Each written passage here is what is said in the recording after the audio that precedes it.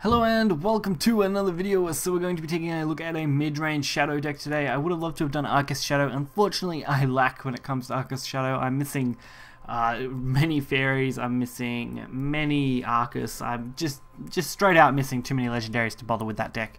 Especially in the current meta, as I just don't feel like it's worth me crafting those up now, as it's a bit late for that. So if you guys are interested in that deck, definitely check out some other YouTubers. I'm sure they've covered Arcus Shadow in depth, and you'll probably be quite interested to see how that performs. But we're going to cover a pretty basic mid-range, so right now we're going to get right into that. So this deck is a very generic mid-range deck. Of course, being a mid-range deck, its main idea is just to win in the mid-game. So turn 6 to 8 tends to be kind of the dominant turns for this deck, with big drops, big boosts, and a lot of plays. Gremmery on 7 didn't make a huge difference to the deck, and Gremmery is still a great card to use.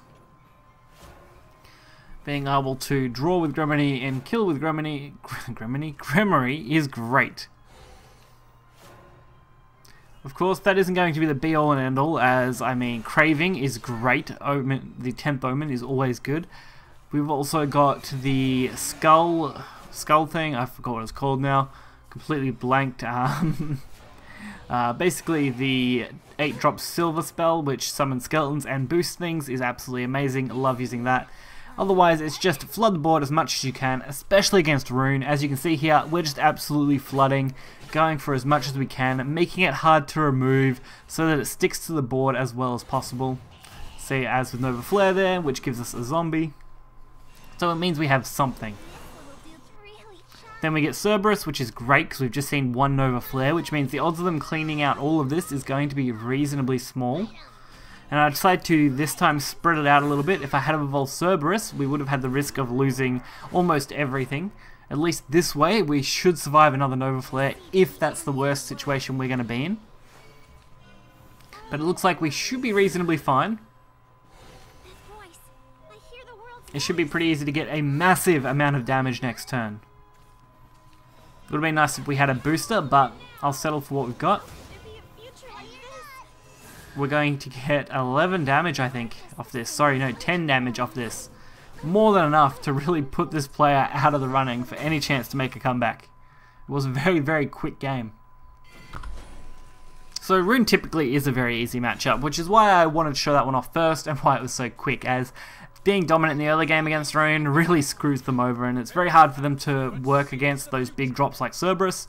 Whereas Sword, on the other hand, is probably a more even match when it comes to Shadow normally, as they both tend to use very similar engines in the sense that they're both mid-rangey style decks that design their decks around flooding the board and building up their board. So Sword usually, though, is more towards the storm aspect of things, where Shadow is more towards the sticking to the board type of play. So it's definitely more of an interesting one. So we're mainly just a matter of making sure we can keep a head on board. That's going to be pretty much the aim, and we've got a pretty decent hand to kick that off by being able to just throw down some skeletons and pretty much ignore whatever they're going to play. Of course, I do decide to dump another Skull Ring onto the board this turn, as I do feel it's the best move, even though we're losing a little bit of value with that skeleton, because we already have another one in our hand, and we're not going to get much more value out of these than we would in the early game. And it looks like they realize this and go hard with this board. Of course, since we are going first, Cerberus next turn is going to be absolutely devastating though, being able to fill our board right back up and deal with that 3-4 very effectively, while setting up a couple of really solid bodies with pings. So, as I said, going to kill off the 3-4 very easily, and pretty much just ignore the next turn. Of course, they kill my Bane, can't afford to leave that up. And they kill the Cerberus, which, that's pretty reasonable. So where things get a little more interesting, they're going for Shield Guardian.